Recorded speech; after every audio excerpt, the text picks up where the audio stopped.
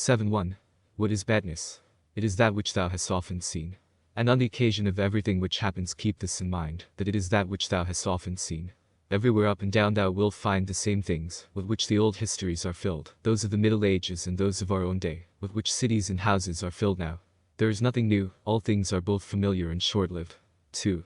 How can our principles become dead, unless the impressions thoughts which correspond to them are extinguished? But it is in thy power continuously to fan these thoughts into a flame. I can have that opinion about anything, which I ought to have. If I can, why am I disturbed? The things which are external to my mind, have no relation at all to my mind.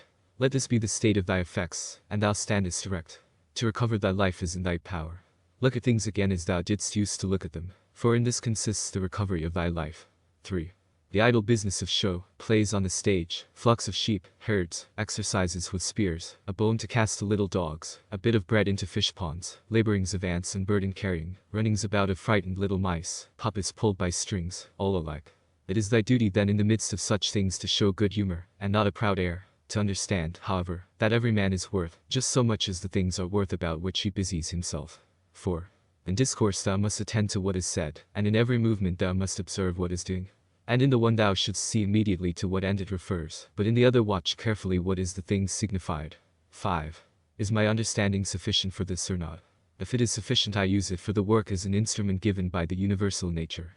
But if it is not sufficient, then either I retire from the work, and give way to him who is able to do it better, unless there be some reason why I ought not to do so, or I do it as well as I can, taking to help me the man who with the aid of my ruling principle, can do what is now fit and useful for the general good.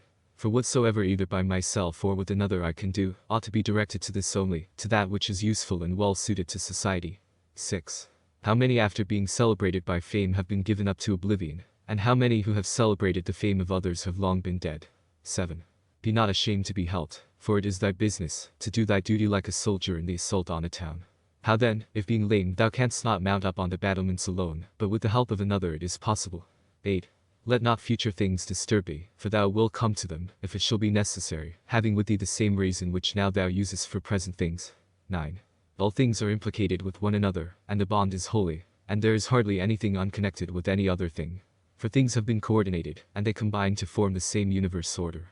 For there is one universe made up of all things, and one God who pervades all things, and one substance, and one law, one common reason in all intelligent animals, and one truth. If indeed there is also one perfection for all animals which are of the same stock and participate in the same reason. 10. Everything material soon disappears in the substance of the whole, and everything formal causal is very soon taken back into the universal reason, and the memory of everything is very soon overwhelmed in time. 11. To the rational animal the same act is according to nature and according to reason. 12. Be thou erect, or be made erect. E. 5. 13. Just as it is with the members in those bodies which are united in one, so it is with rational beings which exist separate, for they have been constituted for one cooperation. And the perception of this will be more apparent to thee, if thou often sayest to thyself that I am a member Greek of the system of rational beings. But if using the letter R thou sayest, that thou art a part Greek, thou dost not yet love men from thy heart, beneficence does not yet delight thee for its own sake, thou still doest it barely as a thing of propriety, and not yet as doing good to thyself. 14. Let there fall externally what will on the parts which can feel the effects of this fall. For those parts which have felt will complain, if they choose. But I, unless I think that what has happened is an evil, am not injured. And it is in my power not to think so. 15. Whatever anyone does or says, I must be good, just as if the gold, or the emerald, or the purple were always saying this. Whatever anyone does or says, I must be emerald, and keep my color. 16. The ruling faculty does not disturb itself, I mean, does not frighten itself, or cause itself pain. But if anyone else can frighten or pain it, let him do so. For the faculty itself will not by its own opinion turn into such ways. Let the body itself take care, if it can, that it suffer nothing, and let it speak, if it suffers. But the soul itself, that which is subject to fear, to pain, which has completely the power of forming an opinion about these things, will suffer nothing, for it will never deviate into such a judgment. The leading principle in itself wants nothing, unless it makes it want for itself. And therefore it is both free from perturbation and unimpeded, if it does not disturb and impede itself. 17. Eudaimonia happiness is a good demon, or a good thing. What then art thou doing here, O imagination? Go away, I entreat thee by the gods, as thou didst come, for I want thee not. But thou art come according to thy old fashion. I am not angry with thee. Only go away. 18. Is any man afraid of change? Why, what can take place without change? What then is more pleasing, or more suitable to the universal nature? And canst thou take a bath, unless the wood undergoes a change? And canst thou be nourished, unless the food undergoes a change? And can anything else, that is useful, be accomplished without change? Dost thou not see then that for thyself also to change is just the same, and equally necessary for the universal nature? 19. Through the universal substance as through a furious torrent all bodies are carried, being by their nature united with and cooperating with the whole, as the parts of our body with one another. How many a Chrysippus, how many a Socrates, how many an Epictetus has time already swallowed up? And let the same thought occur to thee with reference to every man and thing. B 23, 5, 15, 20. One thing only troubles me, lest I should do something which the constitution of man does not allow, or in the way which it does not allow, or what it does not allow now. 21. Near is thy forgetfulness of all things, and near the forgetfulness of thee by all. 22. It is peculiar to man to love even those who do wrong. And this happens, if when they do wrong it occurs to thee, that they are kinsmen, and that they do wrong through ignorance and unintentionally, and that soon both of you will die, and above all, that the wrongdoer has done thee no harm, for he has not made thy ruling faculty worse than it was before. 23.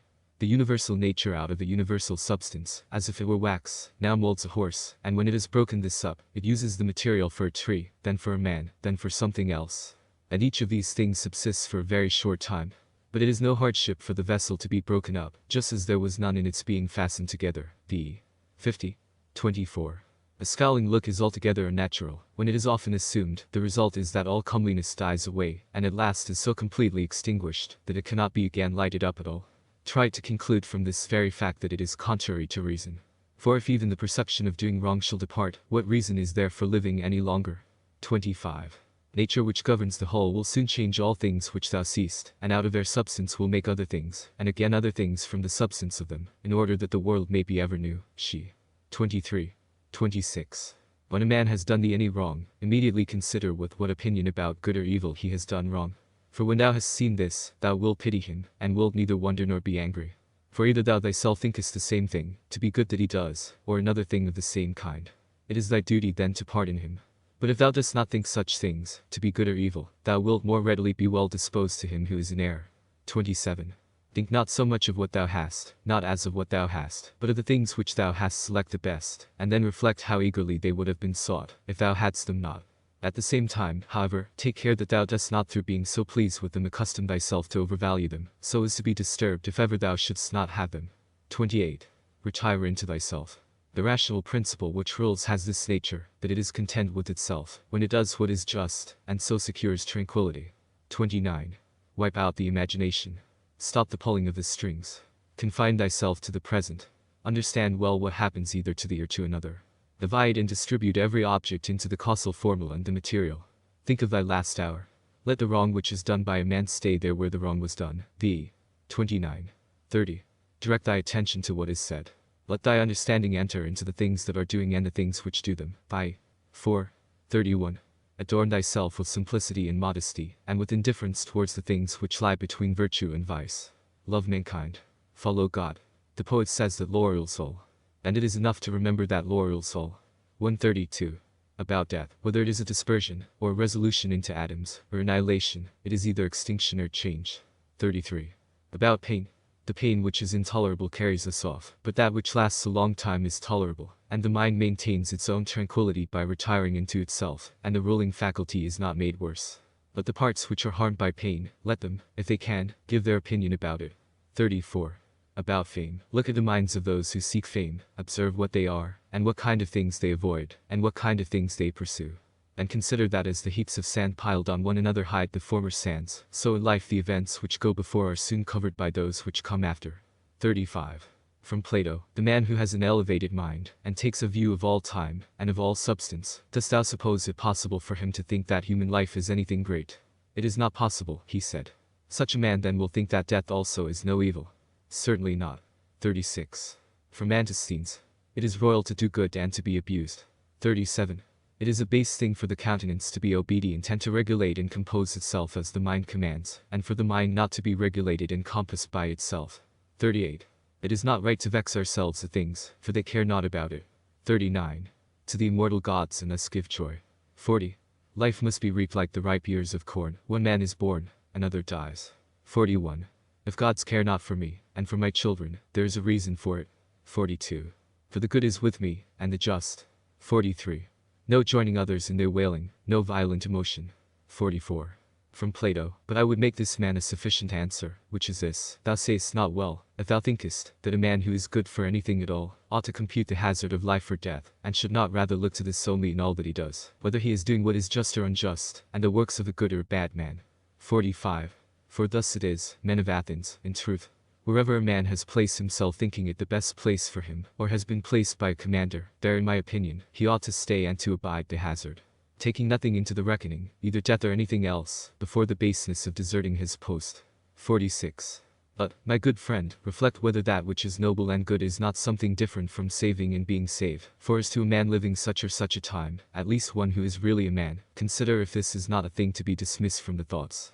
And there must be no love of life, but as to these matters a man must interest them to the deity, and believe what the women say, that no man can escape his destiny, the next inquiry being how he may best live the time that he has to live. 47.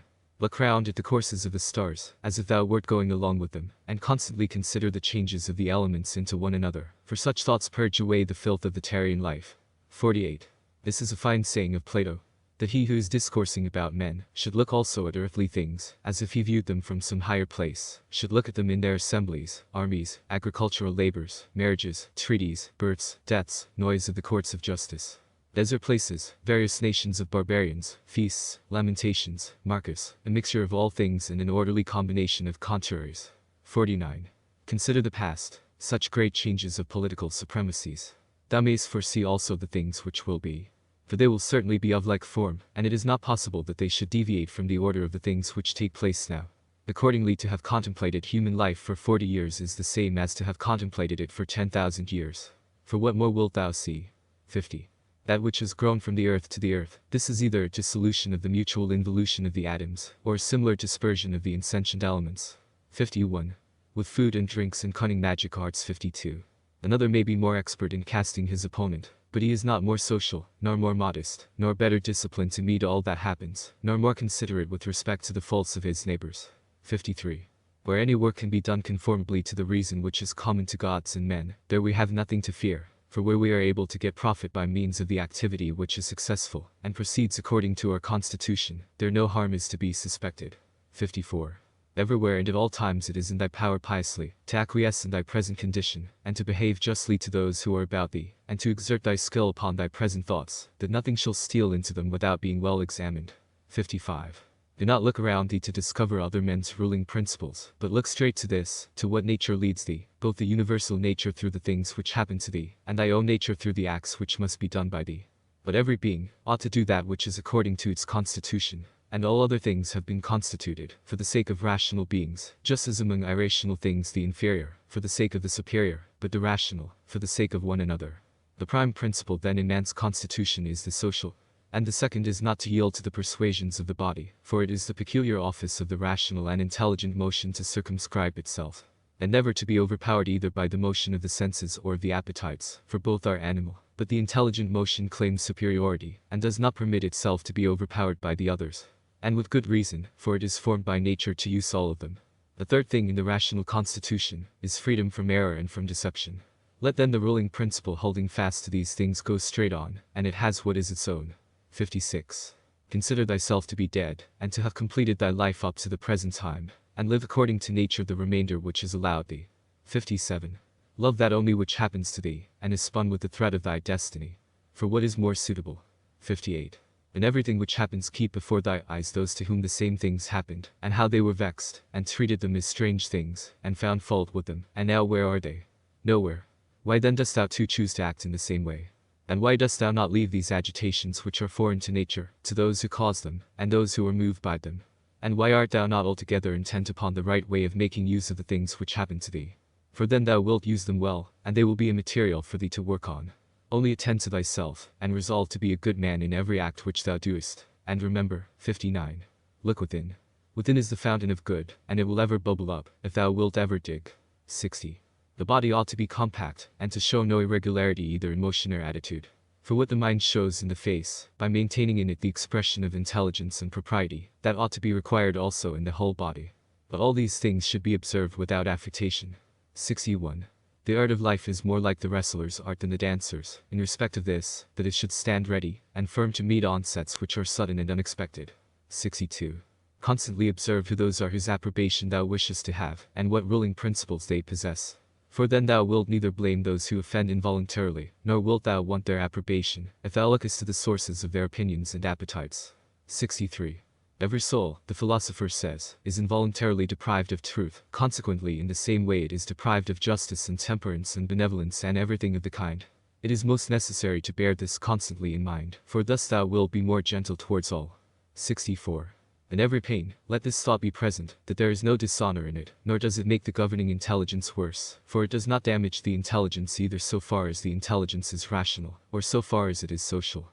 Indeed, in the case of most pains, let this remark of Epicurus aid thee, that pain is neither intolerable nor everlasting, if thou bearest in mind that it has its limits, and if thou addest nothing to it in imagination. And remember this too, that we do not perceive that many things which are disagreeable to us are the same as pain, such as excessive drowsiness, and the being scorched by heat, and the having no appetite.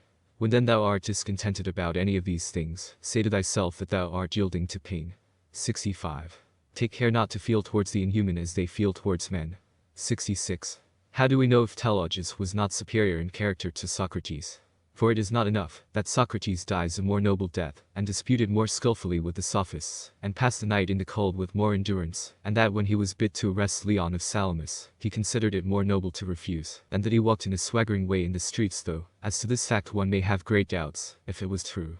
But we ought to inquire what kind of a soul it was that Socrates possessed, and if he was able to be content with being just towards men and pious towards the gods, neither idly vexed on account of men's villainy, nor yet making himself a slave to any man's ignorance, nor receiving as strange anything that fell to his share out of the universal, nor enduring it as intolerable, nor allowing his understanding to sympathize with the effects of the miserable flesh. 67.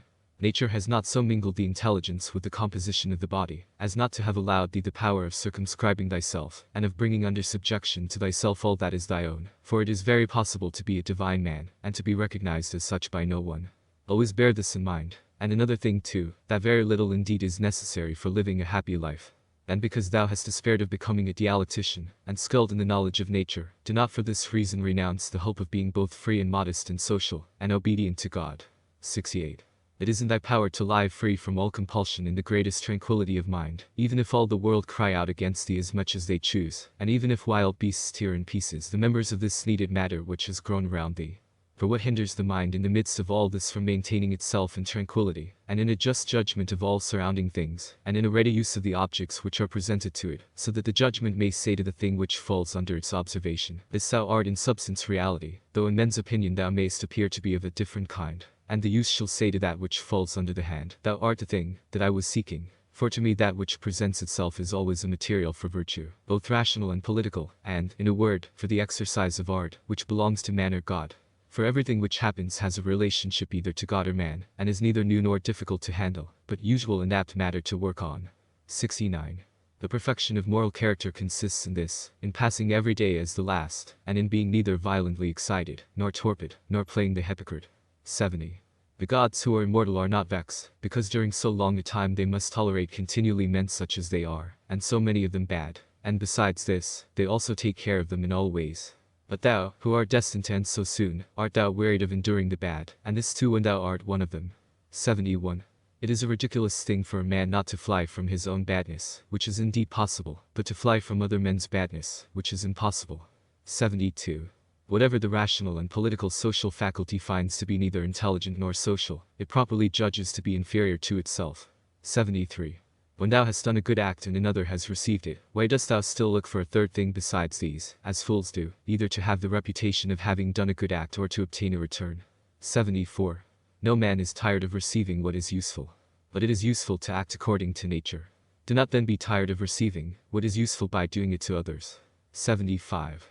The nature of the all moved to make the universe. But now either everything that takes place comes by way of consequence or continuity, or even the chief things towards which the ruling power of the universe directs its own movement are governed by no rational principle. If this is remembered it will make thee more tranquil in many things. 44. X. 28.